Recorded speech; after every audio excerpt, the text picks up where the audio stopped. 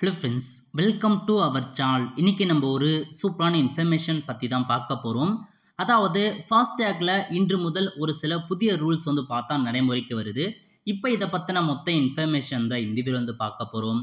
இந்த video skip பண்ணாமல் ஃபுல்லாக பாருங்கள். அது மட்டும் அல்ல, இந்த வீடியோ நிறைய பேருக்கு ஷேர் பண்ணுங்க. ஓகே, அதாவது ஃபஸ்ட்டு பார்த்தா ஃபாஸ்டேக்கில் இன்று முதல் ஒரு சில புதிய ரூல்ஸ் நடைமுறைக்கு வருது.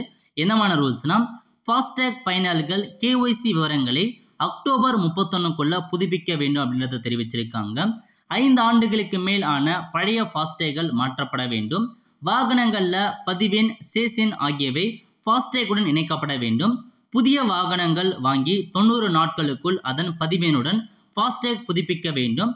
மொபைலுடன் ஃபாஸ்டேக் இணைக்கப்பட வேண்டும் அப்படின்றத மென்ஷன் பண்ணியிருக்காங்க.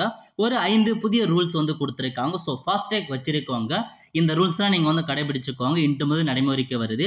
ஸோ ஃபாஸ்டேக் பயனாளிகள் உங்களுக்கான இகேஒய்சி அப்டேட் பண்ணுறதுக்கான கடைசி தேதி அக்டோபர் 31க்குள்ளே நீங்கள் இகேஒய்சி பண்ணுற மாரி இருக்கும். அதேமாரி 5 வருஷத்துக்கு மேலே நீங்கள் பழைய ஃபாஸ்டேக்காக இருக்கீங்க அப்படின்னா அதை புதுசாக மாற்ற சொல்லியிருக்காங்க. அதுக்கடுத்து உங்கள் ஃபாஸ்டேக்கோட உடைய வண்டியோட பதிவெண் மற்றும் சேஸ் நம்பரை அப்டேட் பண்ண சொல்லியிருக்காங்க. ஃபாஸ்டேக்கோட கண்டிப்பாக நீங்கள் அதிலையுமே அப்டேட் பண்ணுற மாரி இருக்கும். அதுக்கப்புறம் புதுசாக நீங்கள் வாகனம் வாங்கியிருக்கீங்க அப்படின்னா 90 நாட்களுக்குள்ள அந்த புதிய வாகனத்தோட நம்பரை ஃபாஸ்டேக்கில் அப்டேட் பண்ண சொல்லியிருக்காங்க. அதுக்கப்புறம் ஃபாஸ்டேக்கோட மொபைல் நம்பர் லிங்க் பண்ணாதவங்க மொபைல் நம்பர் லிங்க் பண்ணுங்க அப்படின்றதையும் தெளிவாக மென்ஷன் பண்ணிட்டாங்க. ஸோ இதான் உங்களுக்கான புதிய ரூல்ஸ். So FASTag வச்சுருக்கோங்க. இந்த எல்லா ரூல்ஸுமே கட்டாயமாக நீங்கள் கடைபிடிக்கிற மாதிரி இருக்கும். ஆல் த ஃப்ரெண்ட்ஸ், கண்டிப்பாக இந்த பிடிச்ச லைக் பண்ணுங்கள். அது மட்டும் அல்ல, இந்த வீடியோ நிறைய பேருக்கு ஷேர் பண்ணுங்கள். அடுத்த ஒரு நல்ல சந்திப்போம். நன்றி, வணக்கம்.